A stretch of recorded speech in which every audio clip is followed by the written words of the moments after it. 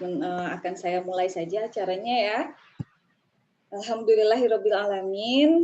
Terima kasih jazakumullah khairan katsiran. Pada siang hari ini kita bersama-sama telah bergabung di ruang Zoom Cloud Meeting untuk mengikuti acara taklim ya bersama dengan Bapak Dr. Ustadz Samsul Basri, SSI, MAI. Baik, Assalamualaikum warahmatullahi ta'ala wabarakatuh. Waalaikumsalam warahmatullahi wabarakatuh. Bismillahirrahmanirrahim. Hadirin rahimahumullah yang berbahagia, puji syukur kita panjatkan kehadirat Allah Subhanahu wa taala atas perkenanlah kita pada acara taklim siang hari ini yang dilaksanakan secara online. Alhamdulillah acara siang hari ini, taklim hari ini terselenggara berkat kerjasama FOM TKIT Sholahuddin II dan Sekolah TKIT Sholahuddin II. Salawat serta salam semoga senantiasa tercurah kepada Nabi Muhammad SAW, keluarga, sahabat, tabi'in, serta umatnya hingga akhir zaman. Amin, amin, ya Allah, ya Rabbal Alamin. Baik, hadirin rahimahullah, insya Allah sebelum saya menyampaikan susunan acara yang akan kita laksanakan pada taklim siang hari ini, barangkali saya akan sedikit memberikan update informasi, menginformasikan terkait kepengurusan FOM TKIT Sholahuddin saat ini. Alhamdulillah FOM TKIT Sholahuddin 2 saat ini sudah terbentuk dengan susunan kepengurusan yang baru, yakni saya sampaikan tim kami ya. Dari mulai ketua yaitu Lucy Hidayanti Kusuma, saya sendiri, lalu kemudian dari sekretaris ada Ibu Siti Ramadhani Al-Rashid, lalu kemudian bendahara ada Ibu Intan Melani, pada bidang kehumasan dan publikasi ada Ibu Nabila Fadilah, pada bidang kesra dan sosial ada Ibu Silmi Anfusi, pada bidang dana usaha ada Ibu Tini Suwarni, pada bidang pendidikan dan kerohanian tim FOM. Kemudian tidak lupa juga kami membentuk Dewan Pembina FOM yang terdiri dari Ibu Imro'atus Solihah, Ibu Ayu Permata Ratu, dan Ibu Rahayu Utami. Bagi bunda-bunda sekalian yang ingin bergabung bersama kami di FOM TKIT Sholahuddin 2, ditunggu ya. Ditunggu kesediaannya ini, untuk bergabung. Undangan acara Zoom Pak ini, Samsul Basri, nggak tahu isinya apa, tapi ikut ibu-ibu. Ini isinya nih. Untuk selanjutnya, yaitu... Lihat aja nih, siapa yang nggak tahu. Untuk selanjutnya yaitu adalah susunan acara taklim pada hari ini, insya Allah akan saya sampaikan. Pada siang hari ini, insya Allah kita bersama-sama akan melaksanakan taklim yang pertama kali dilaksanakan secara online. Ini adalah taklim bulanan yang biasa diadakan oleh FOM TKIT Sholahuddin 2. Namun karena situasi dan kondisi yang saat ini masih pandemi, jadi kami melaksanakannya secara online ya. Insya Allah susunan acara untuk siang hari ini adalah yang pertama pembukaan, yang kedua penyampaian materi kajian oleh Ustadz Dr. Samsul Basri SSI MAI, lalu kemudian kami akan menyediakan diskusi tanya jawab, dan yang terakhir adalah doa tutup. Baik, untuk mempersingkat waktu, insya Allah kita akan langsung menginjak pada acara yang pertama. Hadirin rahimahumullah, kita akan membuka acara ini bersama-sama dengan mengucapkan basmalah.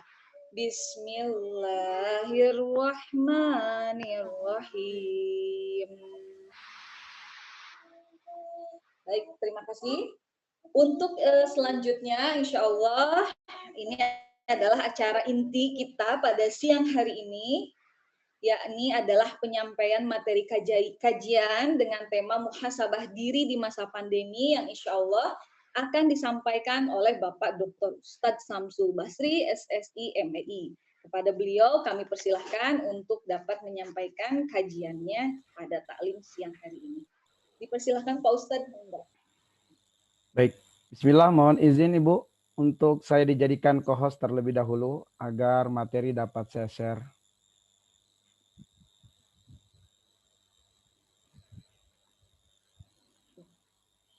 Mohon izin juga Pak, saya kan belum ada menu co-host ini, saya belum update, jadi saya allow record ya Pak.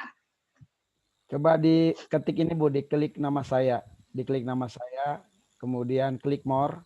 Nanti di situ ada pilihan co-host, saya dijadikan co-host. Coba Ibu klik nama saya, kemudian di klik more dan pilih co-host.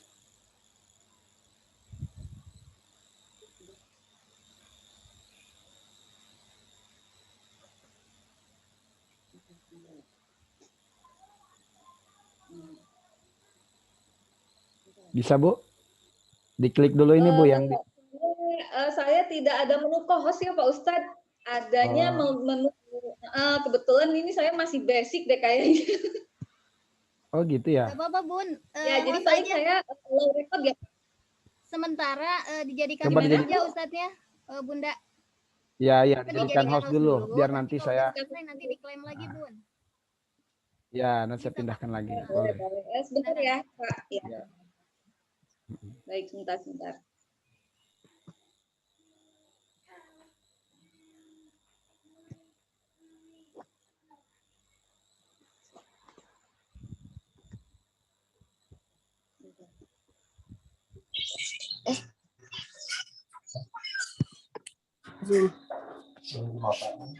Zoom ngaji.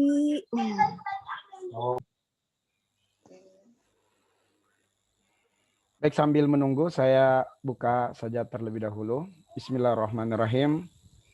Assalamualaikum warahmatullahi wabarakatuh. Waalaikumsalam warahmatullahi wabarakatuh. Alhamdulillahirabbil alamin. Allahumma anfa'na bima 'allamtana wa 'allimna ma yanfa'una wa zidna ilman. Walhamdulillah ala kulli hal wa na'udzubillah min hali ahlin nar. Allahumma salli ala Muhammadin wa ala alihi wa ashabihi ajmain amma ba'du. Baik, alhamdulillah Bapak-bapak dan Ibu-ibu sekalian, segala puji bagi Allah yang telah memudahkan pertemuan kita pada hari ini dengan segala keterbatasan, meskipun kita tidak secara langsung bermuajahah, tetapi secara online kita dapat bersilaturahmi, kita dapat menyambung ukhuwah persaudaraan kita.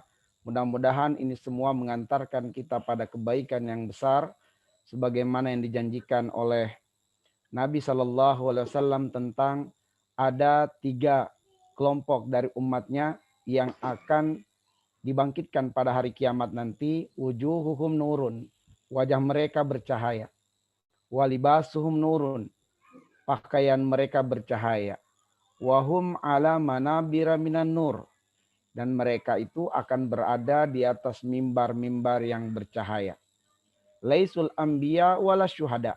Mereka bukan para nabi, bukan para syuhada, tapi keutamaannya demikian dahsyat diberikan oleh Allah kepada mereka. Lantas siapakah mereka itu?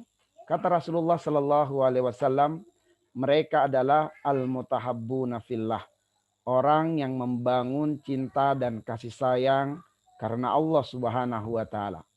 Hum al-mutajalisuna fillah. Mereka adalah orang-orang yang mau duduk bersama karena Allah Subhanahu wa taala, dan hum al-mutazawiruna fillah, yang selalu bersilaturahmi juga karena Allah Subhanahu wa taala.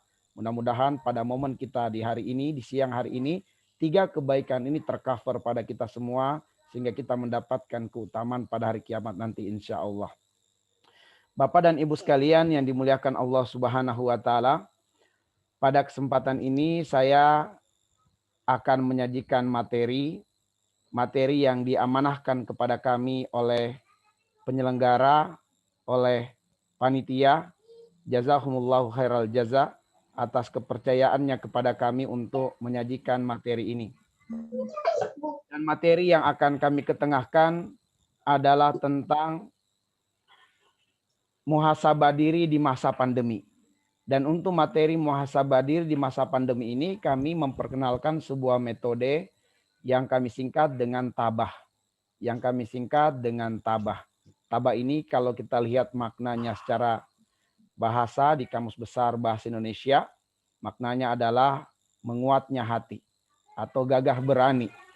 Tetapi tabah yang akan kami sampaikan pada kajian ini adalah singkatan dari hal-hal yang kita butuhkan untuk dapat menjadi pribadi sukses dengan melakukan muhasabah diri, khususnya di masa pandemi ini. Baik, saya akan mengawali dengan muqaddimah. Perhatikan Bapak Ibu sekalian, firman Allah Subhanahu wa taala Quran surah Al-Balad ayat yang keempat ya. Di surah Al-Balad ayat yang keempat Allah berfirman, laqad khalaqnal insana fi kabad. Sungguh kami kata Allah telah menciptakan manusia itu fi kabad. Apa makna fi kabadin? Bahwa manusia itu diciptakan oleh Allah, pasti manusia itu akan berhadapan dengan kesulitan. Pasti manusia itu akan selalu berhadapan dengan kepayahan. Pasti manusia itu akan selalu menemui ketidaknyamanan dalam kehidupannya. Sehingga berdasarkan ayat ini, Allah menegaskan manusia itu secara zatnya adalah lemah. Ya. Manusia itu secara zatnya adalah lemah. Dan kalau kita berbicara tentang manusia, maka manusia ini tentu kita berbicara individu, kita berbicara keluarga, kita berbicara masyarakat, dan kita bahkan berbicara tentang penduduk suatu negeri. Itulah manusia. Dan zatnya manusia adalah lemah. Karena zatnya manusia ini lemah, makanya manusia nanti dalam menjalani kehidupan, ya dalam menjalani kehidupan ini selalu akan menemui kepayahan, selalu akan menemui kelemahan, kesusahan, dan berbagai hal yang tidak menyenangkan lainnya. Hal-hal yang tidak menyenangkan itulah yang disebut dengan musibah. Ya. Jadi hal-hal yang tidak menyenangkan, yang tidak membahagiakan, hal-hal yang menimbulkan keresahan, kepayahan, ketidakwajaran, itulah yang disebut musibah. Dan musibah itu adalah sebagaimana didefinisikan oleh para ulama, mala yulaimut tabi'ah. Apa yang secara tabiat itu kita tidak suka, itulah musibah. Atau ma yasu'ul insan, sesuatu yang memburukkan keadaan kita.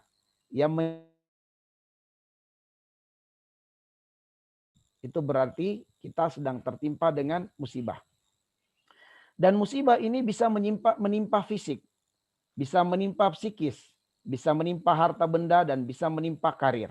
Ketika seseorang tertimpa dengan musibah ya di sini saya mengambil istilah umum musibah sebab di tengah pandemi ini tentu kita tentu diperhadapkan dengan musibah ya. Di tengah pandemi ini kita tentu diperhadapkan dengan musibah. Ada musibah yang mungkin menimpa finansialnya, ada yang menimpa hartanya, ya menimpa fisiknya, psikisnya, ya banyak sekali. Nah, ala kulli hal bahwa ternyata musibah itu merupakan ujian kehidupan. Ya, musibah itu merupakan ujian kehidupan. Perhatikan surat Al-Anbiya ayat yang ke-35. Ya, Allah mengatakan, wa nabluukum bisyarri wal khairi fitnah wa ilaina turja'un. Di sini Allah menegaskan wa nabluukum bisyarri. Kami pasti akan menguji kalian. Menguji kalian dengan apa? Dengan keburukan. Ya. Dan kita pun juga akan diuji dengan kebaikan. Fitnah benar-benar menjadi sebuah ujian, cobaan. Nah, di sini nabluukum, Allah akan menimpakan bala, dan bala itu bisa berupa keburukan. Keburukan ini hal-hal yang tidak menyenangkan seperti sakit misalnya ya, atau kegalauan, kesedihan, kepayahan, kesulitan, ketidakwajaran, keanehan, dan berbagai hal-hal lainnya yang menimbulkan keresahan dalam hidup. Itulah yang disebut dengan asyar, keburukan. Dan Allah menguji kita dengan keburukan dan juga dengan kebaikan, fitnah sebagai cobaan. Wa ilaina turja'un. Nah, sesiapa yang pengen sukses melewati ujian, baik ujian berupa keburukan, maka hendaknya kemudian dia harus kembali kepada Allah Subhanahu wa taala. Bagaimana cara kita kembali kepada Allah Subhanahu wa taala? Disinilah pentingnya muhasabah. Disinilah pentingnya kita introspeksi diri. Disinilah pentingnya untuk kemudian kita mengenali potensi-potensi diri kita. Disinilah kemudian kita menyadari kembali apa sih sebenarnya peran dan makna hidup kita di muka bumi ini. Sehingga dengan muhasabah ini insya Allah kita mampu menapaki tangga-tangga kesuksesan. Sehingga meskipun kita diperhadapkan dengan ujian keburukan, diperhadapkan atau ditimpa dengan musibah, kita mampu merubah musibah itu menjadi ladang-ladang kebaikan, bukan menjadi ladang-ladang masalah. Nah, karena itulah kemudian agar supaya kita dalam muhasabah ini dapat menapaki tangga-tangga kesuksesan, pada kajian ini kami memperkenalkan sebuah metode yang disingkat dengan tabah, ya, yang disingkat dengan tabah. Di mana dengan metode ini insya Allah musibah tidak lagi menjadi ladang masalah, tetapi musibah dia menjadi ladang kebaikan. Sehingga tatkala kemudian kita melihat musibah sebagai ladang kebaikan, maka hati kita akan siap untuk menerima musibah. Sebab kita akan stres, akan galau apabila kita tidak siap menerima musibah. Padahal musibah adalah bagian dari kehidupan yang tidak mungkin kita lepas darinya. Baik, Bapak dan Ibu sekalian yang dimuliakan oleh Allah Subhanahu wa taala, tabah itu adalah sebuah singkatan. Ya, singkatan di mana kepanjangannya adalah T, terima. A, akui. B, berpikir positif. A, arahkan. Dan H, harapkan. Dengan alur ini, saya berharap mudah-mudahan kita mampu sukses dalam proses muhasabah. Sehingga apapun musibah yang nanti menimpa diri kita, menimpa keluarga kita, atau mungkin menimpa negeri kita, bagaimanapun bentuk dan wujudnya, kita mampu melaluinya dengan menjadi pemenang. Dengan menjadi orang-orang yang sukses. Dan itulah makna dari wa ilaina turja'un. Yaitu hanya kepada Allah lah semua manusia kembali. Yaitu dengan kita melihat bagaimana Al-Quran sebagai pedoman hidup kita, membimbing kita, mengarahkan kita untuk menjadi pemenang bukan sebagai pecundang ketika mendapatkan nikmat dan kesempatan hidup di dunia ini. Mari kita kaji dan kita bahas satu demi satu dari singkatan ini. Baik, yang pertama adalah terima. Yang pertama adalah terima. Allah Subhanahu wa taala berfirman di dalam surat At-Taghabun. Ini sebagai dalil, sebagai landasan untuk kita harus menerima musibah. Di dalam ayat ini Allah berfirman, ma asoba mim musibatin illa biiznillah. Ma asoba, tidak akan menimpa apapun bentuknya dari musibah itu. Bagaimanapun wujudnya musibah itu. Besarkah atau kecilkah musibah itu, tidak akan menimpa seseorang illa biiznillah, kecuali atas izin Allah, kecuali atas kehendak Allah. Wa may yu'min billah, maka sesiapa yang tetap membaguskan imannya kepada Allah, tetap berhusnuzon kepada Allah, yahdi qalbah, itulah orang-orang yang diberi hidayah hatinya oleh Allah. Itulah yang diterangi hatinya dengan ketenangan, kebahagiaan. Wallahu bikulli syai'in alim. Dan Allah terhadap segala sesuatu maha berilmu. Bapak dan Ibu sekalian, berdasarkan ayat ini, kita harus menerima musibah itu sebagai takdir Allah. Karena tidak ada musibah yang menimpa seseorang kecuali izin Allah. Jikalau kemudian musibah menimpa kita, itu izin Allah. Allah yang menghendaki. Maka terimalah musibah itu sebagai takdir Allah. Kalau ada di antara kita atau keluarga kita atau sahabat kita, kawan kita atau tetangga kita yang terpapar dengan corona, itu adalah takdir Allah. Harus dia terima.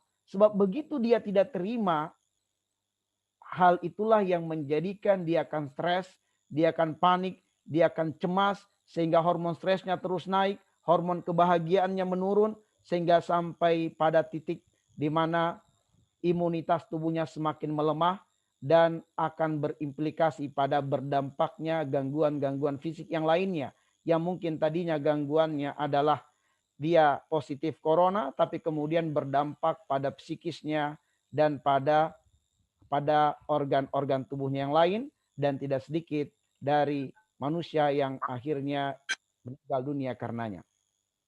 Nah, jadi kita harus terima musibah itu sebagai takdir Allah Subhanahu wa taala. Kenapa? Karena apabila kita menerima musibah itu sebagai takdir Allah, itulah bukti iman kepada Allah Subhanahu wa taala. Kita beriman kepada Allah Subhanahu wa taala.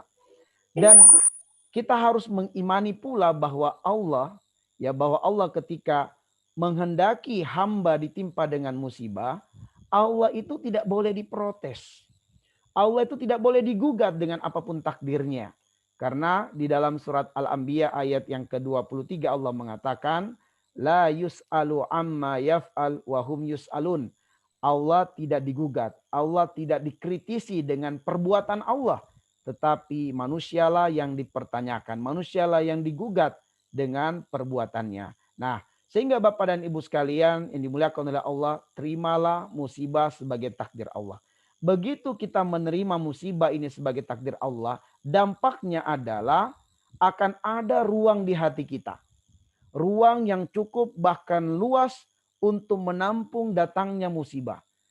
Dan kalau kemudian ruang hati kita telah luas, maka musibah itu akan menjadi kecil. Sebab ada ruangnya. Musibah akan kelihatan besar ketika tidak ada ruang di hati kita untuk menampung musibah itu. Padahal musibah ini sesuatu yang pasti manusia akan diperhadapkan dengannya. Maka disitulah musibah menjadi sesuatu yang menakutkan. Disitulah musibah menjadi masalah yang sangat besar. Padahal ketika kemudian ada ruang untuk menampung musibah itu, maka musibah itu akan terlihat kecil. Bukankah kita dahulu di waktu SD, jangankan melihat, membayangkan saja ujian SD itu menakutkan luar biasa. Ya. Ada yang sampai harus bolos dari sekolah karena takut menghadapi ujian SD. Tapi begitu dia SMP, begitu dia SMA, ternyata ujian SD itu biasa-biasa saja. Mudah sekali. Sebenarnya tingkat kesulitan ujian SD tidak berubah. Hanya saja ruang kapasitas dia untuk melihat masalah sudah besar. Sehingga masalah menjadi kecil. Sehingga tatkala kemudian ujian SD, dikala ruang hatinya sudah menjadi SMA, sudah kuliah bahkan, maka ujian SD itu kecil banget gitu ya. Kecil banget, mudah sekali. Apalagi kalau kemudian dia sudah semakin tinggi level pendidikannya, maka tentu ujian-ujian di bawah levelnya akan terlihat mudah sekali. Ya, padahal tingkat kesulitannya sama saja. Hanya saja ruang hati dia untuk melihat musibah itu sudah mulai luas, sehingga musibah menjadi terlihat kecil. Nah, apa indikatornya kalau ruang hati telah menjadi luas untuk menampung datangnya musibah? Indikatornya adalah secara spontan. Secara spontan akan keluar kalimat istirja setiap kali ditimpa dengan musibah. Inna lillahi wa inna ilaihi rajiun. Itu adalah kalimat istirja. Dia mengembalikan urusan kepada Allah Subhanahu wa taala. Kita lihat dalilnya, ya. Allah berfirman di dalam surat Al-Baqarah ayat 155. Wala nabluwannakum. Perhatikan di sini ada lamu taukid. Ini namanya ya lamu taukid. Ini lamu taukid dan ini nun taukid sakilah. Yang kalau kita artikan sebenarnya dan sungguh pasti. Kami akan menimpakan kepada kalian bisyai'in dengan sesuatu minal khauf. Sesuatu yang menimbulkan ketakutan. Walju menyebabkan kelaparan, wa naqsim minal amwal menyebabkan kekurangan harta, wal anfus bahkan kehilangan jiwa, was samarat kehilangan buah-buahan. Ya. Wa basyiri as-sabirin. Tetapi dalam kondisi sedang ditimpa musibah, Allah mengatakan wa basyiri as-sabirin. Berikan kabar gembira kepada orang-orang yang bersabar. Siapa mereka itu? Alladzina idza asabathum musibah qalu inna lillahi wa inna ilaihi raji'un. Yaitu yang mengatakan inna lillahi wa inna ilaihi raji'un ketika tertimpa musibah di awal kali. Ya. Di kali pertama dia tertimpa musibah langsung terucap kalimat istirja. Ya, terucap kalimat istirja. Nah, ayat ini Bapak Ibu sekalian menegaskan bahwa ada kegembiraan yang dijanjikan oleh Allah bagi sesiapa yang tertimpa musibah namun dia mampu menghadapi musibah itu dengan bersabar. Tapi siapakah orang yang bersabar?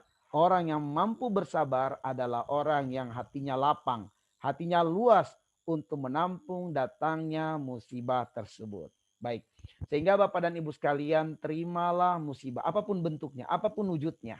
Terimalah dia sebagai takdir Allah Subhanahu wa taala sehingga hormon kebahagiaan kita tetap naik, hormon stres kita akan turun, hati kita menjadi tenang. Kenapa? Karena dengan kita terima ini sebagai takdir Allah berarti kita sedang mengingat Allah Subhanahu wa taala, mengingat kebaikan-kebaikan Allah, mengingat maha murahnya Allah, mengingat kemampuan Allah Subhanahu wa taala di mana Allah menegaskan inna kulla syai'in khalaqnahu biqadar. Musibah apapun yang telah Allah ujikan, yang telah Allah timpakan kepada manusia, maka sungguh Allah telah menakar musibah itu bahwa kita mampu melewati musibah itu, bahkan kita mampu menjadi pemenang dari musibah tersebut. Ya. Akhirnya hati kita menjadi tenang karena Allah mengatakan ala bizikrillahi tatma'innul qulub. Hanya dengan ingat kepada Allah hati menjadi tenang. Baik, sekarang yang kedua, akui. Ya. Setelah kita terima takdir itu sebagai, kita terima musibah itu sebagai takdir Allah Subhanahu wa taala, sekarang akui. Kenapa kita yang tertimpa musibah ini gitu ya? Padahal di komplek ini ada berapa banyak kepala keluarga.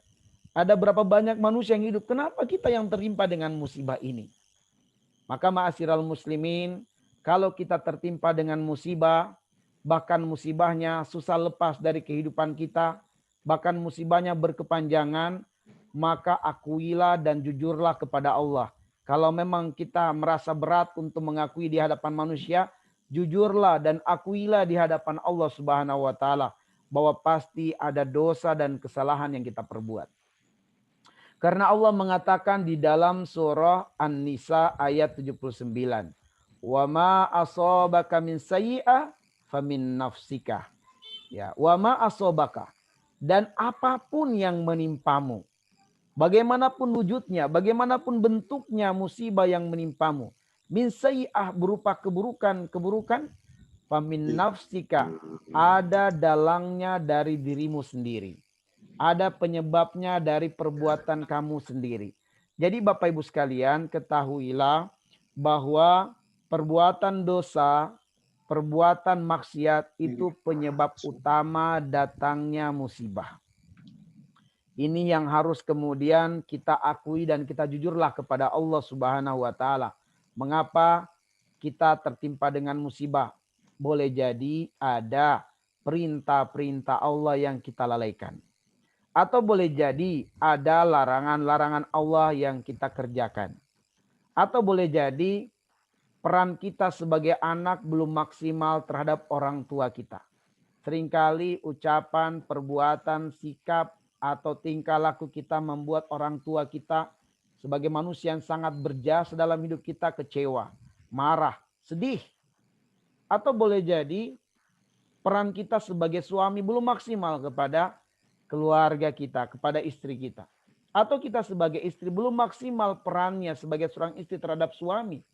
Sebab Nabi mengatakan andaikan ada manusia, di mana manusia lain pantas untuk bersujud kepadanya, niscaya akan kuperintahkan seorang istri bersujud kepada suami dan seorang anak bersujud kepada orang tuanya. Saking besarnya hak mereka itu. Dan boleh jadi ada sikap ucapan kita yang ternyata membuat mereka ini kecewa, marah, tersinggung dan seterusnya yang menjadikan kita selalu akan diperhadapkan dengan masalah-masalah, bahkan musibah-musibah keburukan langgeng dalam hidup kita. Sehingga Bapak dan Ibu sekalian yang dimuliakan oleh Allah Subhanahu wa taala, coba muhasabah diri kita. Akuilah gitu ya. Akuilah. Akuilah bahwa mungkin ada dosa yang kita perbuat.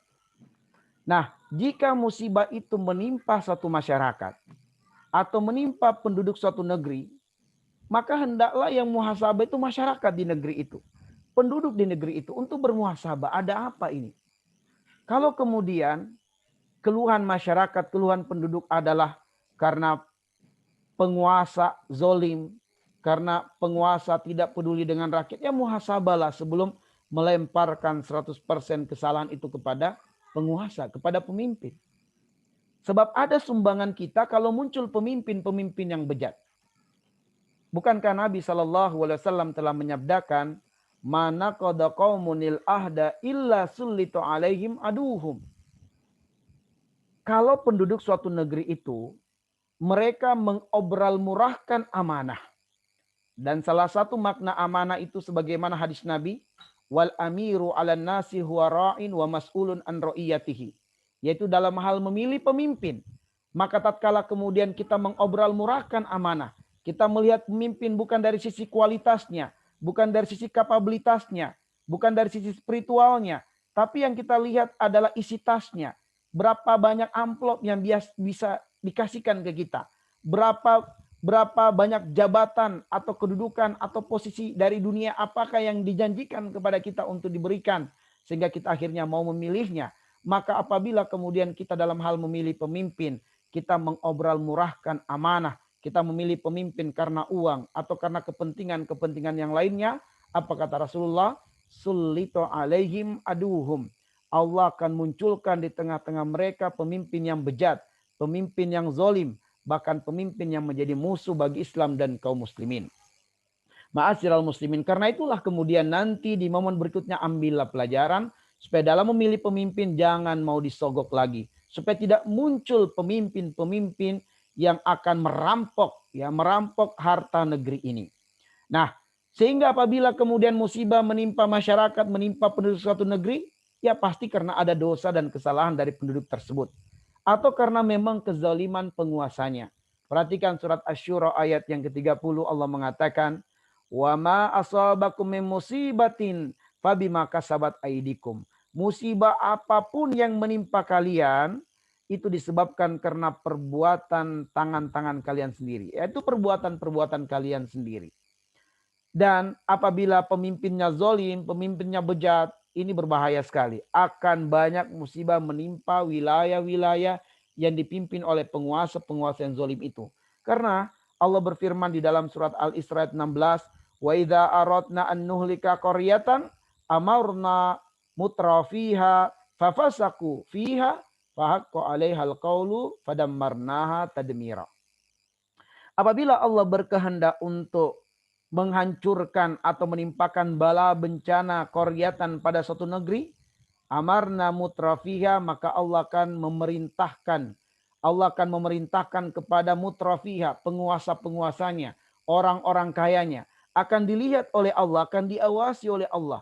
Fafasaku fiha, tatkala mereka melakukan kesewenang-wenangan di negeri itu, mereka melakukan kezoliman, mereka berlaku tidak adil di negeri tersebut, fahaqqa 'alaihal qaulu, maka berlakulah ketetapan Allah terhadap negeri itu.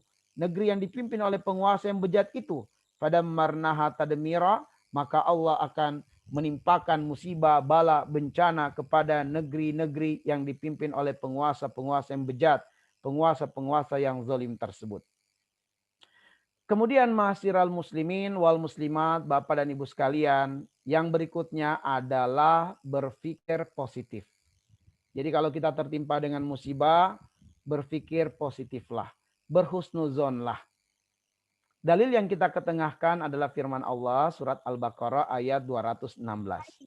Allah berfirman, wa asa an takrahu syai'an wa huwa khairul lakum wa asa an tuhibbu syai'an wa huwa syarrul lakum wallahu ya'lamu wa antum la ta'lamun. Boleh jadi yang kamu tidak sukai itu, yang kamu benci itu ternyata dia baik dalam ilmu Allah bagi kalian. Dan boleh jadi yang kamu sukai, yang kamu cintai, yang kamu senangi itu, boleh jadi itu buruk bagi kalian dalam ilmu Allah. Wallahu ya'lamu wa antum la ta'lamun. Allah Maha tahu dan kamu tidak mengetahui. Disinilah kemudian kita harus berpikir positif. Karena ayat ini mendidik kita untuk selalu berhusnuzon. berbaik sangka dengan Allah, berpikir positif kepada Allah. Karena Allah itu maha mengetahui apa yang tidak kita ketahui. Dan perbuatan Allah itu selalu berdasarkan ilmu dan hikmah. Innallaha kana aliman hakiman. Itu perbuatan Allah. Selalu berdasarkan ilmu dan hikmah. Maka Allah tidak akan mungkin menzolimi hamba-hambanya. Wa mallahu yuridu zulman lil ibad. Allah tidak akan mungkin. Mustahil Allah ya menimpakan bencana karena Allah zolim terhadap hambanya. Tidak akan mungkin. Sebab Allah terbebas dari sifat kezoliman. Maka berpikir positiflah bahwa musibah itu apapun bentuknya, apapun wujudnya, dia dapat menggugurkan dosa. Dalam surat Asy-Syura ayat yang ke-30 Allah mengatakan wa ya'fu an katsirin. Dengan musibah itu Allah berkehendak, Allah bermaksud untuk menggugurkan dosa-dosa. Ma'asyiral muslimin azanillahu wa iyyakum. Boleh jadi umur kita pendek ya, sedangkan dosa kita banyak dan Allah tidak menginginkan kita disiksa di neraka karena siksaan di neraka itu lebih dahsyat, lebih buruk daripada siksaan di dunia ini. Maka Allah menimpakan hukuman kepada kita dalam bentuk musibah yang dengan musibah itu menggugurkan dosa-dosa kita sehingga akhirnya dengan izin Allah Subhanahu wa taala tatkala kita nanti kembali kepada Allah, dosa-dosa kita sudah digugurkan dengan musibah-musibah di dunia. Ya. Jadi Allah pengen agar supaya kita itu tidak kembali, tidak menghadap kepada Allah dengan banyak dosa. Sementara umur kita pendek, dosa kita banyak. Makanya musibah-musibah ini berpotensi untuk menggugurkan dosa. Kemudian musibah itu kita harus imani dan kita harus yakini selalu diikuti dengan kemudahan yang banyak. Tadi di awal ayat sudah saya sampaikan. Wa nabluukum bisyarri wal khairi fitnah. Kami menguji kamu dengan keburukan tapi juga dengan kemudahan. Benar-benar menjadi ujian. Wa ilaina turja'un. Dan di dalam surat Asy-Syarh yang sudah kita hafal, ayat yang kelima, ayat yang keenam, fa inna ma'al usri yusra. Inna ma'al usri yusra. Ya, sungguh di balik satu musibah itu ada begitu banyak jalan-jalan kemudahan. Ada begitu banyak solusi yang diberikan oleh Allah Subhanahu wa taala. Bahkan Allah mengulang lagi ya, bahwa di balik kesulitan itu ada jalan-jalan keluar yang banyak. Kalau kita perhatikan ayat itu, fa inna ma'al usri yusra. Al usri yaitu kesulitan, ada alif lamnya. Ada alif lamnya yang berarti ma'rifah. Sedangkan yusra atau kemudahan yang dijanjikan Allah setelah kesulitan itu tidak menggunakan alif lam. Artinya bersifat nakirah. Nakirah itu yufidul am. Dia itu memaknai umum. Sehingga kalau kita terjemahkan dengan kaidah bahasa Arab. Fa inna ma'al usri. Sungguh pada satu masalah. Pada satu musibah. Yusra, ada begitu banyak jalan-jalan kebaikan. Ada begitu banyak jalan-jalan kemudahan. Ada begitu banyak hikmah-hikmah yang dapat diungkap di balik musibah tersebut. Tetapi kapankah kita mampu menemukan hikmah di balik musibah itu? Tatkala kita mampu bersabar dengan musibah tersebut. Karena itulah ma'asyiral muslimin, azanillahu wa iyyakum, perbuatan Allah yang berupa hal-hal yang tidak disenangi oleh manusia, yaitu musibah, ketahuilah bahwa sebenarnya ada hikmah di baliknya. Dan hikmah ini akan terungkap ketika musibah mampu dilewati dengan sabar. Dan kapan bisa bersabar? Ketika hati lapang dan luas untuk menerima musibah tersebut. Baik, Bapak Ibu sekalian yang dimuliakan oleh Allah Subhanahu wa taala. Selanjutnya, ternyata musibah itu adalah ujian keimanan, ya. Musibah itu adalah ujian keimanan. Dalam surat Al-Ankabut ayat 1 dan ayat yang kedua, ahasiban nas ayutraku ayyaqulu amanna wa hum la yuftanun. Apakah manusia dibiarkan saja mengatakan saya beriman sedangkan dia tidak diuji oleh Allah? Jadi musibah ini adalah ujian keimanan. Dari level muslim untuk menjadi level mukmin harus mampu melewati ujian. Dan mukmin ini ma'asyiral muslimin jalan yang ditapaki oleh mukmin itu jalan pendakian memang, jalan yang berat, jalan yang tidak disenangi oleh syahwat. Tetapi kita harus mampu melaluinya, mampu melewatinya.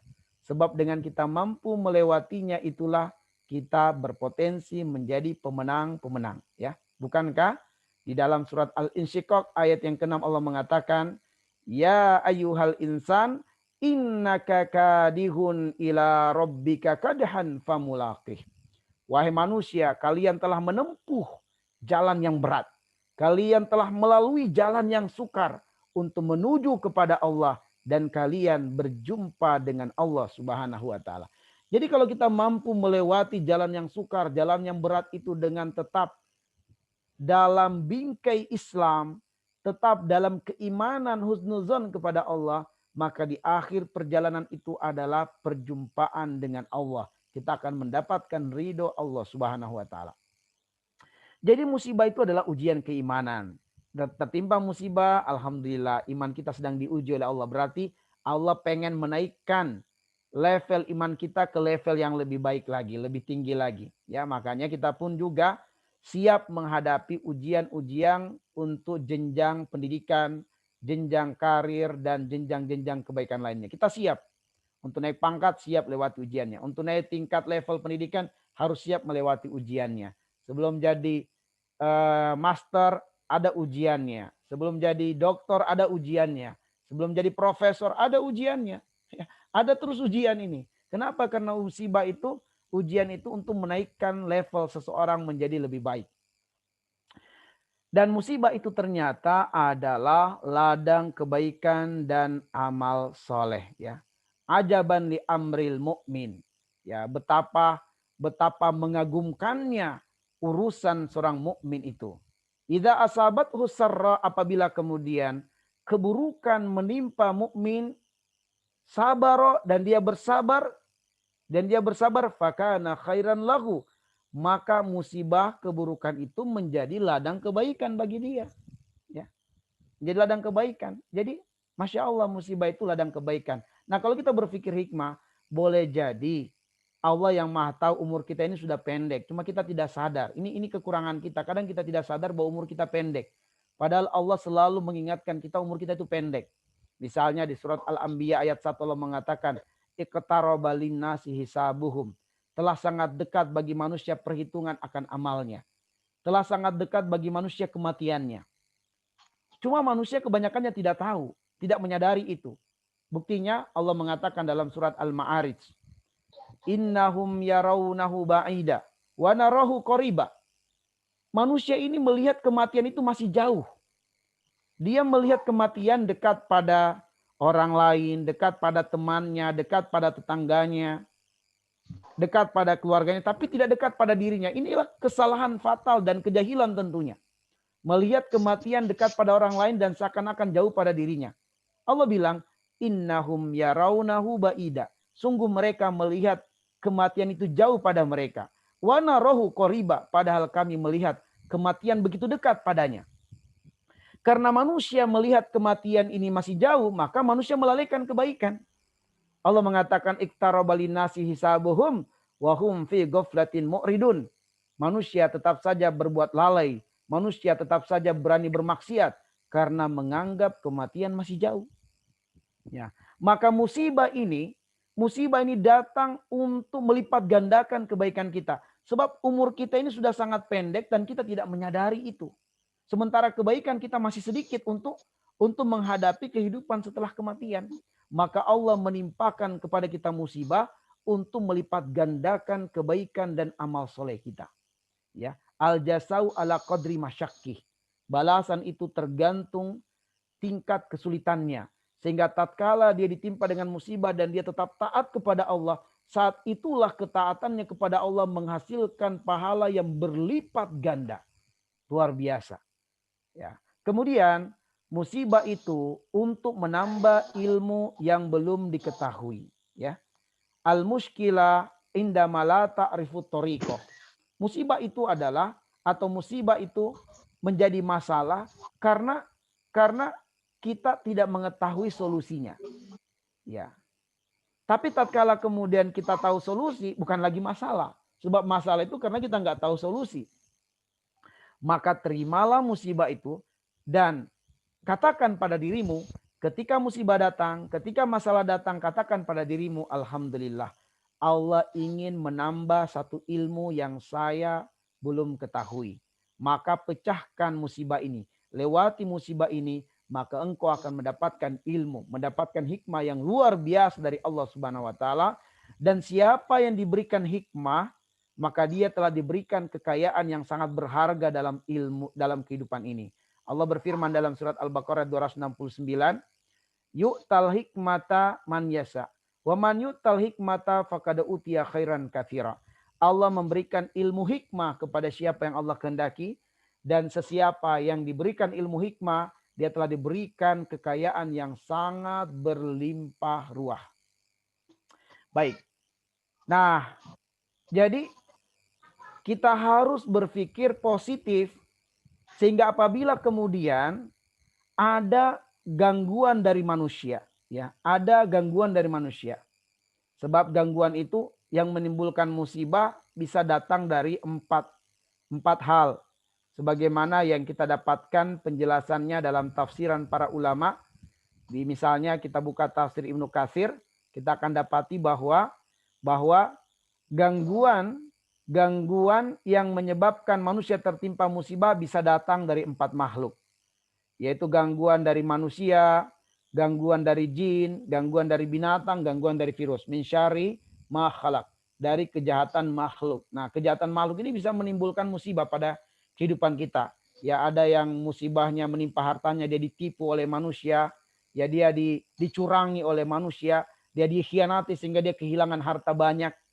Ya, ada yang ditimpa secara fisik, dia dihadang oleh penjahat, lalu kemudian dipukul, dibegal dan seterusnya. Ya, ada yang menimpa karirnya, dia difitnah dan seterusnya. Banyak sekali model-model gangguan manusia terhadap manusia. Ada juga gangguan jin terhadap manusia, terdeteksi medis. Mohon maaf, ada kalanya gangguan jin itu terdeteksi medis tapi tidak sembuh secara medis atau sama sekali tidak terdeteksi medis. Jadi kalau ada gangguan medis, dia terdeteksi medis tapi tidak sembuh-sembuh secara medis, coba tempuh ikhtiar yang lain selain medis. Ruqyah. Karena boleh jadi itu gangguan jin. Artinya gangguan jin yang dimana gangguan jin ini merusak fisik kita sehingga terdeteksi medis gangguannya, tapi tidak sembuh-sembuh secara medis. Itu boleh jadi adalah gangguan jin. Boleh jadi adalah gangguan jin. Ada juga gangguan binatang, gangguan virus termasuk pandemi COVID-19 ini adalah termasuk gangguan virus. Tetapi yang kita mau garis bawahi di sini, jikalau kemudian gangguan musibah itu datangnya dari manusia, maka dengan kita mampu berpikir positif tadi, tentu kita mampu menjadi jiwa pemaaf untuk orang yang mendatangkan gangguan itu kepada diri kita.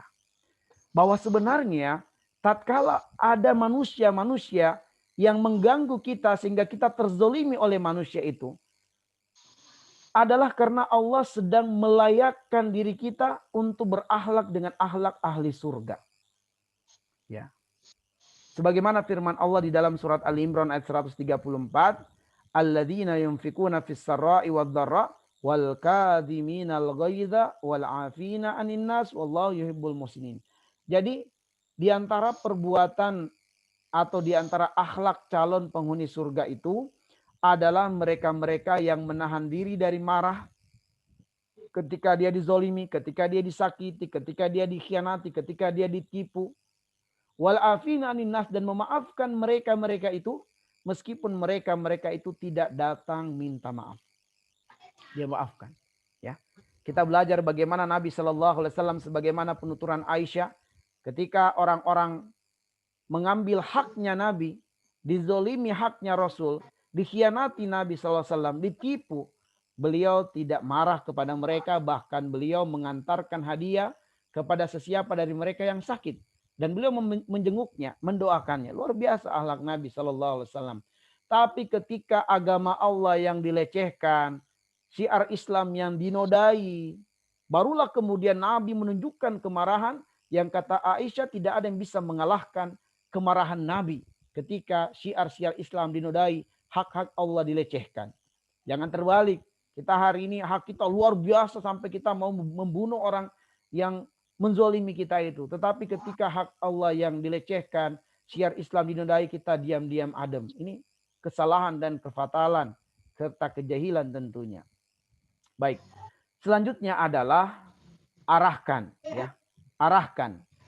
Arahkan ini kita mengambil dalil pada firman Allah surat Al-Maidah ayat 35. Ya ayyuhalladzina amanu taqullaha wabtagu ilaihil wasila wajahidu fisabilihi la'allakum tuflihun. Wahai orang-orang yang beriman, bertakwalah kamu kepada Allah, wabtagu ilaihil wasilah. Ambillah wasilah menuju kepada Allah. Wajahidu fisabili, dan berjuanglah di jalan Allah, la'allakum tuflihun, supaya kamu dapatkan kemenangan, dapatkan keberuntungan. Jadi kalau kita ingin mendapatkan keberuntungan, salah satu caranya adalah dengan wabtagu ilaihil wasilah. Mengerahkan segala potensi. Mengerahkan potensi dan mengarahkan potensi untuk semakin dekat dengan Allah. Potensi apapun.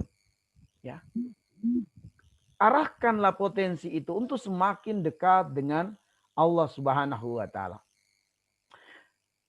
Maka dalam hal kaitannya dengan muhasabah di tengah pandemi ini, maka kita harus mengarahkan potensi kita. Potensi yang kami maksudkan adalah potensi EQ-nya, yaitu dengan tetap melakukan aktivitas produktif dan ikhtiar. Tetap ikhtiar. Jadi kalau tertimpa musibah, tetap kita harus ikhtiar untuk mencari kesembuhan. Misalnya tertimpa sakit, ikhtiar untuk sembuh. Ikhtiar supaya kita tidak tertimpa atau terpapar corona, ikhtiar dengan masker setiap hari, membersihkan tangan, membersihkan pakaian setiap harinya. Ya, ini ikhtiar. Intinya adalah dengan potensi EQ ini, kita harus terus berproduktif. Terus memaksimalkan ikhtiar yang terbaik. Dengan potensi emotional quotient-nya, maka kita harus hidup dengan menjadi manusia yang dirasakan manfaatnya oleh manusia lain. Hidup kita harus bermanfaat. Sebab Nabi mengatakan, khairukum man anfa'akum linnas. Ya, bahwa yang terbaik adalah yang bermanfaat bagi orang lain. Kemudian potensi spiritual quotient-nya, yaitu dengan kita menjadi pribadi yang soleh. Nah, untuk kita tetap menjadi manusia yang produktif dan ikhtiar, belajarlah dari kisah Ayub alaihissalam. Di dalam surat Shad ayat 41 sampai 4 yang kedua, ketika tubuhnya dimakan dengan ulat dan dia mengharapkan kesembuhan dari Allah, ya tubuhnya berpenyakitan, terkena gangguan, ya gangguan di mana ulat-ulat memakan tubuhnya, dan juga karena gangguan setan, gangguan jin, ya gangguan jin. Nah, apa yang dilakukan oleh Ayub? Dia berdoa memohon kesembuhan dari Allah, dan Allah mengatakan urkut birijlik, wahai Ayub, hentakkan kakimu di muka bumi. Disuruh dia mengambil ikhtiar. Dia tertimpa musibah, seluruh tubuhnya dimakan dengan ulat, hartanya menjadi habis ludas, keluarganya menjauhinya, masyarakatnya menjauhinya karena bau busuk. Ya. Maka kemudian Ayub harus ridho dengan musibah ini, dan dia mengarahkan potensinya ketika Allah mengatakan urkut birijlik, hentakkan kakimu di bumi. Padahal tubuhnya ini seolah-olah mati rasa. Tapi Allah menyuruh dia hentakkan kakimu di bumi. Maka dia arahkan potensinya untuk bisa menggerakkan kakinya. Dan tatkala kakinya bergerak, terhentak ke bumi, walaupun tidak kuat, tidak keras, tetapi itu sudah cukup menunjukkan dia sudah ikhtiar maksimal. Maka Allah pancarkan air dan Allah mengatakan, hadza muktasalun baridun, wahai Ayub, mandilah dengan air ini, minumlah air ini. Tatkala air itu menimpa tubuhnya, rontoklah penyakitnya. Tatkala air itu masuk ke tubuhnya, kembalilah kekuatannya. Nah, Allah menolong Ayub alaihissalam, ya, dengan menyuruh Ayub untuk berikhtiar. Sebagai pelajaran penting bahwa jangankan kita, bahkan manusia terbaik, manusia pilihan para nabi, untuk mengundang pertolongan Allah pun harus mengambil sebab, harus ikhtiar, harus produktif. Belajar dari kisah Maryam alaihissalam, tatkala kemudian dia bersandar di batang kurma, dan saat itu dia melahirkan Isa alaihissalam, dan saat itu dia kehausan, dia kelaparan, tidak ada orang di sekitarnya untuk bisa membantu dan menolongnya. Ya, dia kesulitan sekali. Seakan-akan ruhnya akan terlepas dari jasadnya, maka dia kemudian tidak boleh dan tidak bisa lagi mengandalkan manusia, karena manusia tidak ada pada saat itu, maka dia mengandalkan 100% hajatnya kepada Allah. Dia mengadu kepada Allah, dan Allah mengatakan, wahuzzi ilaiki bijiz'in nakhla tusakit alaiki rutoban janiyah. Wahai Maryam, goyangkan punggungmu ke batang pohon kurma itu. Ketika dia goyangkan punggungnya, Allah jatuhkan buah kurma dan dia pun memakan buah kurma itu sehingga pulihlah kekuatannya. Allah Subhanahu wa taala sebelum benar-benar memberikan rezeki kepada Maryam, Maryam disuruh bergerak, disuruh ikhtiar, disuruh produktif, ya. Barulah kemudian Allah memberikan rezeki padanya. Sebagai pelajaran penting bagi kita semua, jangankan kita, orang-orang yang mulia saja, manusia yang suci, wanita yang sangat suci sekali, tetap saja untuk mengundang rezeki Allah harus berikhtiar. Belajarlah dari kisah Hajar alaihissalam, istri Nabi, ibunda dari seorang Nabi. Tapi tatkala dia kehabisan air, ya, sementara Ismail menangis, ASI mengering, maka dia harus berusaha untuk mencari air. Dia letakkan Ismail. Dia tidak mengandalkan kedudukannya sebagai manusia mulia karena istri Nabi dan ibunda dari seorang Nabi. Dia tidak mengatakan saya ini adalah istri Nabi, saya ini ibunda Nabi, pasti rezeki datang. Tidak, ternyata dia harus tetap berikhtiar mencari air. Maka berlarilah dia dari Bukit Safa ke Bukit Marwah 7 kali. Bolak-balik. Nanti setelah itu baru Allah kasih rezeki berupa air Zam-Zam di bawah telapak kaki Ismail alaihissalam. Hiduplah untuk bermanfaat. Kenapa? Karena Rasul mengatakan, man yassara ala mu'sirin yassarallahu alaihi fid dunya wal akhirah. Siapa yang memudahkan urusan orang yang susah, Allah akan mudahkan urusannya dunia akhiratnya. Wallahu fi aunil abdi makanal abdu fi aunil akhih. Sesiapa yang suka menolong saudaranya, Allah pasti akan menolongnya. Karena Allah akan menolong orang-orang selagi dia mau menolong saudaranya. Ya, ini adalah potensi yang harus kita bangun. Bagaimana kalau kita susah, mudahkan urusan orang. Jangan kalau susah semakin mempersulit orang lain atau menjadi pengecut dan bakhil. Sebab terkadang orang kalau susah, itu menjadi susah menolong orang. Tapi begitu dia menolong orang, Allah akan mudahkan rezekinya. Kemudian potensi yang terakhir adalah soleh. Ikhlaskan untuk meluaskan, ya. Ikhlaskan untuk meluaskan hati kita, menampung musibah yang datang. Ikhlaskan kepayahan kita, ikhlaskan biaya yang kita keluarkan, ikhlaskan rasa lelah, rasa sakit yang diderita, ikhlaskan semuanya itu. Maka insya Allah kita akan dapatkan, hati kita akan meluas, akan semakin lapang dan kita akan semakin tenang. Walau kita kehilangan harta, walau kita kehilangan fisik. Sebenarnya poin-poin ini ada banyak contoh-contohnya dari kisah-kisah manusia hebat. Tapi tidak cukup waktu kalau kemudian kita angkat satu demi satu. Tapi cukuplah menjadi sebuah mukadimah saja bahwa untuk meluaskan hati kita, ikhlaskanlah segala kepayahan, kesulitan kita dalam mencari kesembuhan dari Allah Subhanahu wa taala. Tetapi kemudian kita jangan lupa untuk membuka pintu langit dengan memaksimalkan sholat. Menjaga sholat 5 waktu. Jangan sampai di tengah pandemi ini banyak yang tidak sholat. Jangan sampai. Kita harus sholat karena Allah mengatakan, wasta'inu bis-sabri was-sholah. Mintalah pertolongan Allah dengan sabar dan dengan sholat. Jadi sholat ini pintu kebaikan. Wa'mur ahlaka bis-sholah. Wastabir alaiha la nas'aluka rizqa. Nahnu narzukuka wal akibatu littaqwa. Perintahkan keluargamu untuk sholat dan bersabarlah dalam sholat. Sebab kami tidak meminta rezeki kepadamu. Kamilah yang memberikan rezeki kepadamu. Inilah yang membuat kita harus berterima kasih dan bersyukur kepada Allah. Sebab ternyata rezeki kita itu digantungkan kepada Allah. Bukan pada bos. Bukan pada pimpinan kita. Bukan pada direktur kita. Tapi rezeki itu kepada Allah. Bukan pada pekerjaan kita. Sehingga kita tidak boleh mempertuhankan pekerjaan kita. Kalau kemudian ada di antara keluarga kita, saudara kita, sahabat kita, tetangga kita yang di PHK dari kerja, hibur dia bahwa rezekimu bukan pada pekerjaanmu. Rezekimu bukan di tangan bosmu, tapi rezekimu di tangan Allah. Kamu di PHK masih banyak jalan-jalan rezeki yang lain sebab rezekimu ada pada Allah bukan pada pekerjaanmu dan bukan pada bosmu. Maka sekarang ikhtiar yang lain lagi. Nggak usah sedih. Akan stres kalau kemudian dia menggantungkan rezekinya pada bosnya. Begitu dia dipecat, stres. Di mana lagi nih saya mau menafkahi dan seterusnya. Ya karena dia menggantungkan rezeki pada pimpinannya. Kemudian jangan lupa untuk memperbanyak istighfar. Sebab istighfar ini adalah menghadirkan ketenangan dan kekuatan berlipat-lipat. Surat Hud ayat 52 Allah mengatakan, ya qaum istaghfiru rabbakum tsumma tubu ilaihi yursilis sama'a alaikum midrara wa yazidukum quwatan ila quwatikum. Bahwa apabila istighfar disertai dengan tobat dilakukan oleh seorang hamba, ada 2 hal yang diberikan Allah kepadanya. Pertama, yursilis sama'a alaikum midrara. Allah akan turunkan hujan yang sangat besar. Dengan hujan itu akan menghidupkan bumi yang kering, yang tandus, yang gersang, yang mati. Bumi yang tandus, kering, dan gersang itu ibarat jiwa kita yang galau, yang sedih, yang hampa, yang resah karena masalah, karena musibah. Maka dengan istighfar dan taubat Allah akan menurunkan hujan solusi yang lebat sehingga masalah kita dapat diangkat sampai ke akar-akarnya. Dan dengan istighfar disertai taubat Allah menjanjikan wa yazidukum quwatan ila quwatikum. Allah akan menambah kekuatanmu berlipat-lipat. Maka ma'asyiral muslimin wal muslimat, di tengah pandemi ini ya, jaga imun kita, tingkatkan iman kita, insya Allah kita akan aman bismillah. Baik, yang terakhir adalah harapkan ya, harapkan ridho Allah. Dari musibah yang menimpa kita, harapkan ridho Allah Subhanahu wa taala.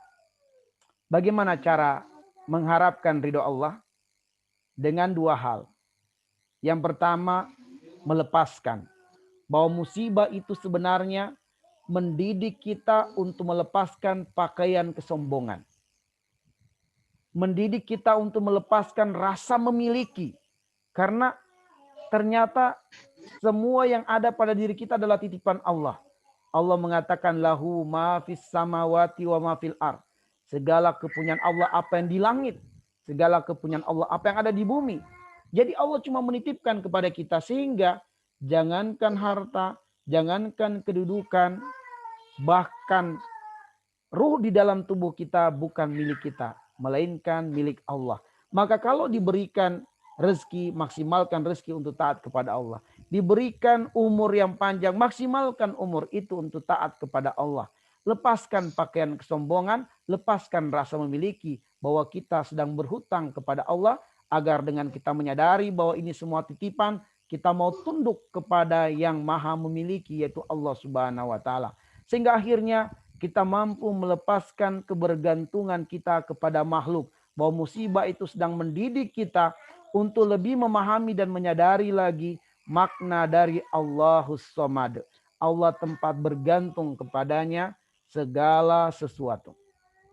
Yang kedua, menyerahkan. Yaitu menyerahkan hidup dan mati kita untuk Allah Subhanahu wa taala. Sebagaimana ikrar kita ketika sholat. Kul inna sholati wa nusuki wa mahyaya wa mamati lillahi rabbil alamin. Bahwa kita telah berikrar hidup mati kita persembahkan untuk Allah Subhanahu wa taala. Kalau kita sudah menyerahkan totalitas hidup kita untuk Allah, inilah yang disebut dengan tawakal kepada Allah Subhanahu wa taala. Dan orang yang bertawakal itu akan diberikan kemenangan oleh Allah sebagaimana janjinya, wa man yatawakkal 'ala Allahi fahuwa hasbuh.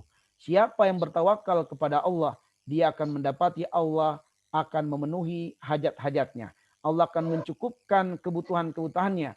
Karena Allah tidak akan pernah meninggalkan hambanya. Karena Allah tidak akan pernah mengingkari janji-janjinya. Dan karena Allah Subhanahu wa taala tidak akan pernah mengecewakan hamba-hamba yang berserah penuh kepadanya atau menggantungkan urusan kepadanya. Ma'asyiral muslimin wal muslimat, Bapak dan Ibu sekalian yang dimuliakan oleh Allah Subhanahu wa taala, inilah yang bisa kami sampaikan dari metode tabah dalam upaya kita memuhasabah diri agar sukses di tengah pandemi ini. Syukran jazakumullah khairal jaza, zadakumullahu ilman wariskan. Selanjutnya saya kembalikan kepada Ibu sebagai moderator. Tafadhal Ibu Lucy.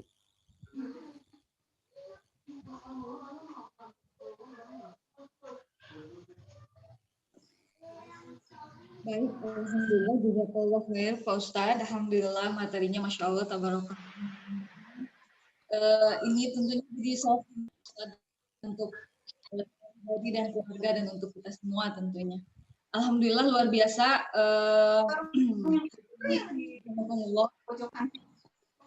Selanjutnya yakni saya beri kesempatan untuk tanya jawab. Boleh kirim raise hand, boleh silakan ditunggu Bapak Ibu hadirin sekalian. Ada yang ingin ditanyakan kepada Pak Ustadz Syamsul Basri?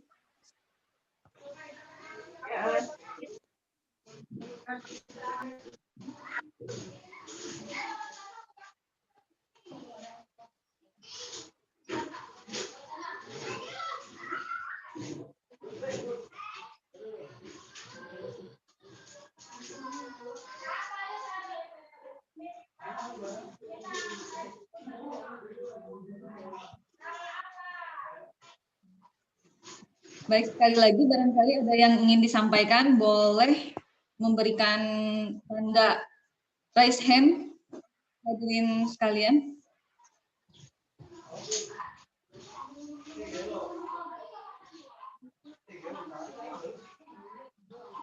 Baik, Pak Ustadz, kita sambil menunggu pertanyaan dari Bapak Ibu yang lainnya, barangkali saya akan mengawali dengan pertanyaan Pak Ustadz.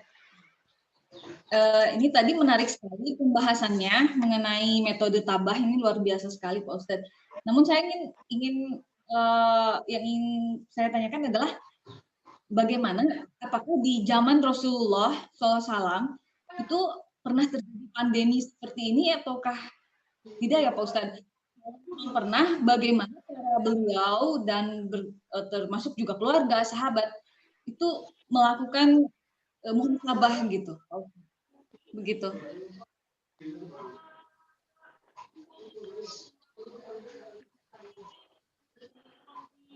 Baik, bismillah, alhamdulillah, wassalatu wassalamu ala asyrafil anbiya'i wal mursalin wa ala alihi wa ashabihi ajmain amma ba'du. Nah, Ibu sekalian, ada sebuah ayat di dalam surah Al-Anfal ya. Surah Al-Anfal ayat yang ke-33. Nanti dilihat ya di surah Al-Anfal ayat yang ke-33. Allah berfirman, "Wa ma kana Allahu liyu'adzibahum wa anta fihim wa ma kana Allahu mu'adzibahum wa hum yastaghfirun." Wa ma kana Allah, dan tidaklah Allah Subhanahu wa taala liyu'adzibahum, menimpakan azab kepada mereka, wa anta fihim, sedangkan engkau Muhammad berada di tengah-tengah mereka. Wa ma kana Allahu mu'adzibahum, dan Allah tidak akan menimpakan azab di tengah-tengah mereka, yaitu manusia.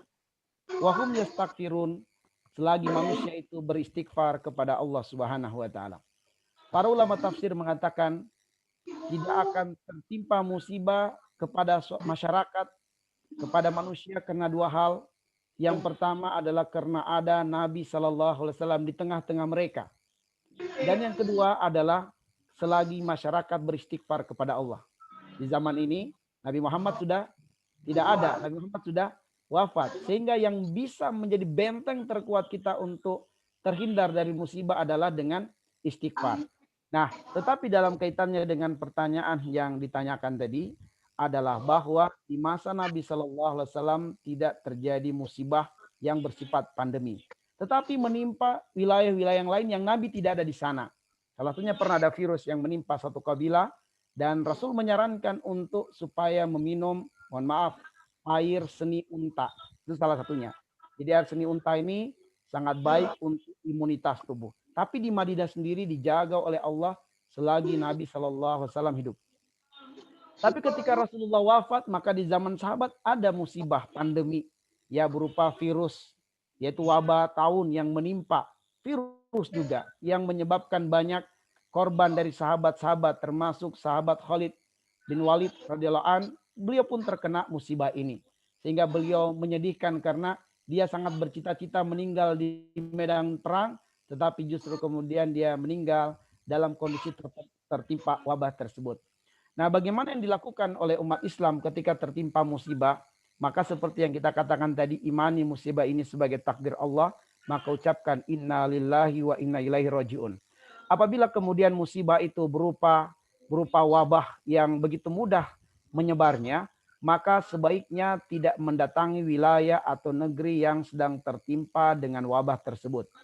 Dan bagi yang berada di wilayah atau negeri yang tertimpa wabah itu untuk tidak keluar dari wilayah itu agar tidak menularkan kepada orang lain.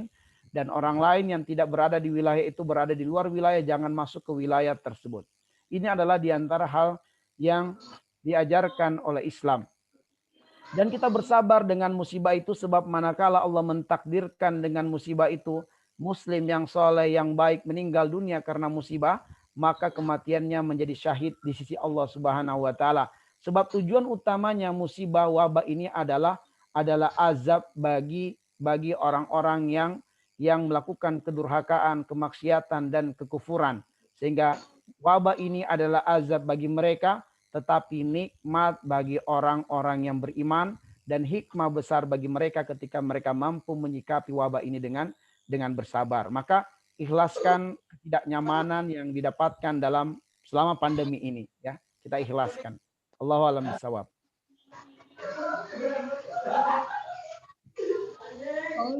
Atas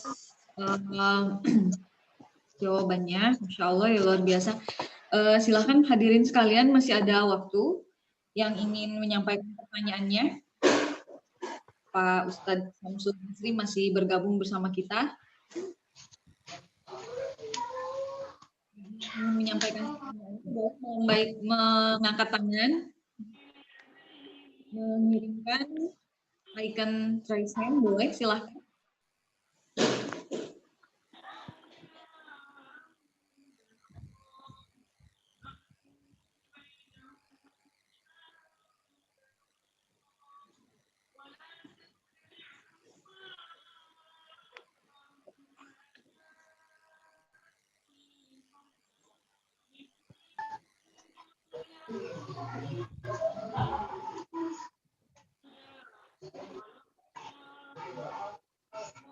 Baik, kalau ada lagi yang ingin ditanyakan, alhamdulillahirrahmanirrahim. Insya Allah kita menuju pada selanjutnya, yaitu doa penutup Pak Ustadz Samsul Basri. Mohon untuk sekaligus menyampaikan doa penutup untuk acara taklim siang kita hari ini. Kepada Pak Ustadz, dipersilahkan Pak Ustadz untuk sekaligus menyampaikan doa tutup. Baik, mari Bapak dan Ibu sekalian, kita hadirkan hati kita. Kita rendahkan diri kita di hadapan Allah Subhanahu wa taala. Kita khusyukkan pikiran kita, hati kita. Kita munajatkan hajat-hajat kita kepada Allah dan kita menengadahkan tangan kepada Allah Subhanahu wa taala. Semoga segala hajat kita dikabulkan Allah dan segala keluhan serta kesedihan kita dihilangkan oleh Allah Subhanahu wa taala. Amin ya Allah ya Rahman ya Rahim. Ya Al-Malik ya Kudus ya Salam. Ya Mu'min ya Al-Muhaimin ya Al-Aziz. Ya Jabbar ya Mutakabbiru ya Ghaffar ya Razzaq. Allahumma arhamna bil Qur'an wa nuran wa hudan wa rahmah. Allahumma zakkirna minhuma nasina wa allimna minhuma jahilna. Warzuqna tilawatahu ana al-laili wa atrafan nahar. Waj'alhu lana hujjatan ya rabbal alamin. Allahumma aslih lana dinana alladhi huwa ismatu amrina. Waslih lana dunyana allati fiha ma'ashuna. Waslih lana akhiratana allati fiha ma'aduna. Waj'alil hayata ziyadatan lana fi kulli khair. Waj'alil mauta rohatan lana min kulli syar. Allahumma ja'al khaira a'marina akhiraha. Wa khaira a'malina khawatimaha. Wa khaira ayyamina yawman alqaka fi. Allahumma inna nas'aluka isyatan haniyah. Wa mitatan sawiyah. Wa maradan ghaira muhsin wala fadih. Allahumma inna nas'aluka tuqa wal huda. Wal afaf wal ghina wal mauta fil iman wal islam. Allahumma ighfir lana wa li walidina. Wali jami'il mu'minina wal mu'minat wal muslimina wal muslimat. Al ahya'i minhum wal amwat innaka sami'un qaribun mujibu da'awat. Ya qadiyal hajat. Ya Allah, di siang hari ini kami hamba-hamba Engkau yang lemah. Hamba-hamba Engkau yang banyak kekurangan. Hamba-hamba Engkau yang jauh dari kesempurnaan. Menengadah tangan kepada Engkau yang maha kuat, maha hebat, maha sempurna, maha kaya. Kami yakin ya Rabb, Engkau tidak akan mengecewakan tangan-tangan hamba-Mu yang tertengadah padamu. Kami yakin ya Rabb, Engkau tidak akan membiarkan tangan-tangan hamba-Mu turun, kecuali Engkau dengarkan hajat-hajatnya dan mengabulkan hajat-hajatnya. Kecuali Engkau dengarkan keluhan-keluhannya dan Engkau hilangkan keluhan-keluhan tersebut. Ya Allah, ya Rahman, ya Karim, sungguh Engkaulah yang lebih mengenali diri kami, melebihi pengenalan siapapun tentang diri kami, melebihi pengenalan keluarga kami, orang tua kami, suami kami, istri kami, anak-anak kami, bahkan melebihi pengenalan kami terhadap diri kami sendiri. Ya Allah, Engkau maha tahu tentang diri kami lahiriah dan batiniah kami. Maka Engkau maha tahu apa yang kami hajatkan kepadamu. Hajat yang terucap di lisan kami. Hajat yang terfikirkan oleh kami. Bahkan hajat yang terbesik di hati kami. Bahkan hajat yang belum terucap, belum terfikirkan dan belum terbesik di hati kami Engkau tahu. Pada kesempatan ini kami berharap dan berdoa kepada Engkau yang maha mengijabah dan mendengarkan doa. Kabulkanlah hajat-hajat kami ya Allah. Ya Allah, Engkau maha tahu apa yang kami keluhkan, apa yang kami sedihkan. Baik yang terucap di lisan kami, atau yang terlintas di pikiran kami, atau yang terbesik di hati kami. Bahkan yang belum terucap, bahkan yang belum terfikirkan dan belum terbesik di hati kami, Engkau maha tahu. Pada kesempatan ini ya Rabbi, melalui majelis yang mulia ini, kami berharap dan berdoa kepadamu ya Rahman, ya Karim. Hilangkanlah kesedihan kami. Hilangkanlah keluhan-keluhan kami. Ketidakwajaran, keanehan, keresahan yang kami alami dan kami rasakan. Ya Allah, ya Rahman, ya Karim, Engkau yang maha tahu. Sekiranya ada di antara kami yang hadir dalam majelis ini, atau keluarga kami, atau sahabat kami, atau tetangga-tetangga kami yang tertimpa dengan musibah corona, terpapar dengan musibah ini, terbaring lemah tak berdaya ya Rabbi, kesulitan bernafas, kami mohon kepadamu dengan majelis ini, sembuhkanlah hambamu itu ya Allah, dengan kesembuhan yang sempurna darimu, kesembuhan yang tidak dihinggapi dengan musibah lagi. Ya Allah, sekiranya ada di antara kami yang Engkau uji dengan hutang yang melilit, hutang yang banyak, kami mohon kepada Engkau ya Allah untuk melunaskan hutang-hutangnya. Sebab hanya Engkau lah yang maha kaya dan maha mampu mendatangkan rezeki dari arah yang tidak disangka-sangka oleh hambamu. Ya Allah, sekiranya di antara kami ada yang Kau uji dengan lilitan riba, kami mohon ya Rabbi, lepaskanlah belenggu-belenggu riba itu dari kehidupan kami. Jauhkanlah kami dari riba, sebagaimana Engkau jauhkan antara timur dan barat. Keluarkanlah riba dari kehidupan kami ya Rabb, sebagaimana Engkau pisahkan antara langit dan bumi. Karena mereka yang riba menyatakan diri melawan Engkau ya Allah. Kami mohon ya Rabbi diselamatkan dari riba. Sekiranya di antara kami ada yang Kau uji dengan percekcokan rumah tangga ya Rabbi, terancam akan bercerai, berpisah suami istri, terancam anak-anak mereka akan melihat keadaan orang tuanya yang tidak akur, menjadikan mereka terganggu secara psikisnya dan bisa merusak masa depannya. Kami mohon kepadamu ya Rob, satukanlah hati-hati mereka. Jangan Kau pecah belahkan mereka karena ketergesa-gesaan mereka mengambil pilihan, keterburu-buruan mereka, atau karena kebodohan mereka ya Allah. Ya Allah, ya Rahman, ya Karim, kami mohon padamu, jadikanlah generasi-generasi kami yang keluar dari sulbi-sulbi kami, keluar dari rahim-rahim kami, menjadi generasi Rabbani, menjadi aset-aset terbaik kami di dunia dan juga di akhirat. Jadikanlah kami dan keturunan kami menjadi maslahat bagi Islam dan kaum muslimin. Ya Allah, ampunkanlah dosa kami, kesalahan kami, kehilafan kami, dan kealpaan kami. Ya Allah, keluarga-keluarga kami yang Kau takdirkan meninggal lebih dahulu, sahabat-sahabat kami yang Kau telah takdirkan meninggal lebih dahulu, tetangga-tetangga kami yang Kau takdirkan meninggal lebih dahulu, kami mohon padamu ya Allah, ampunkanlah dosanya, ampunkanlah kesalahannya dan kehilafannya ya Rabbi. Dan kami mohon kepada Engkau ya Rabbi yang memberikan kesempatan bagi kami hidup di dunia ini. Kami tak tahu sebab apakah yang mendatangkan kematian bagi kami. Kami tak tahu di bumi manakah kami akan menghembuskan nafas terakhir kami. Kami hanya memohon kepadamu ya Rabbi, agar Engkau mentakdirkan kematian kami dalam keadaan muslim, dalam keadaan taat kepadamu, dalam keadaan beriman yang benar kepadamu.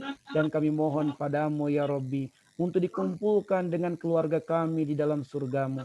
Untuk Engkau kumpulkan kami dengan tetangga-tetangga kami di dalam surgamu.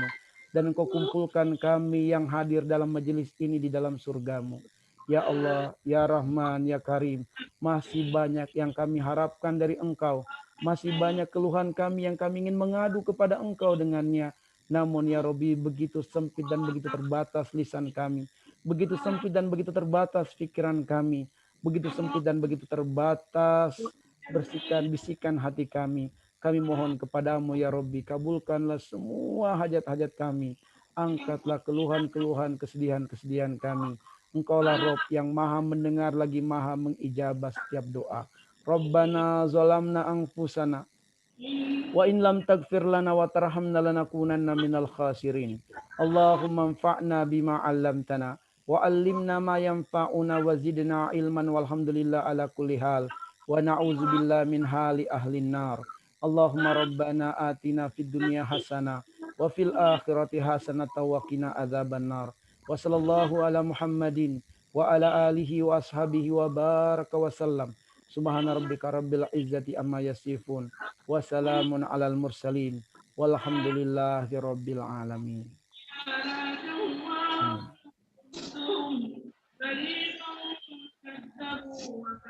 Alhamdulillah.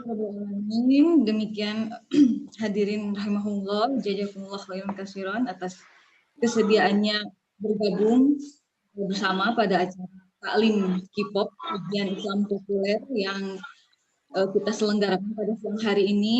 Insya Allah saya juga menyampaikan terima kasih juga untuk tim Forum Orang Tua Murid TKIT Salahuddin II dan Sekolah TKIT Salahuddin II yang telah bekerja sama bersama untuk acara kita pada siang hari ini. Masya Allah, alhamdulillah, insya Allah kita bertemu lagi pada ta'lim bulan berikutnya. Nanti akan kita sampaikan informasinya. Dan bermanfaat apa yang kita simak pada siang hari ini. Insya Allah tetap semangat, tetap sehat. Assalamualaikum warahmatullahi ta'ala wabarakatuh. Hadirin rahimahullah. Waalaikumsalam warahmatullahi wabarakatuh. Silahkan untuk live